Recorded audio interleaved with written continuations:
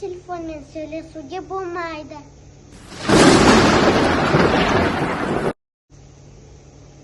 Балалар, майзағай ойнағанда асық қаландап жүгіруге болмайды.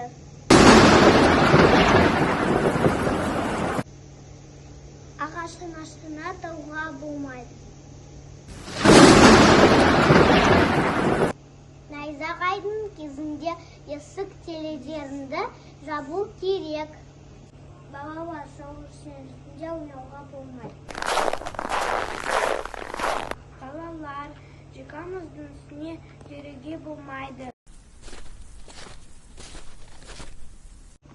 Балалар, қат өруге болмайды. Балалар, мұзбен ойнауға болмайды, мұзды жеуге болмайды. Балалар, ғимараттарға жақын жүруге болмайды. Мұз сүңгілермен құлауы мүмкін. Балалар, көктайғақта абай болыңыз. Балалар, қыс мезгілінде жылы кию керек.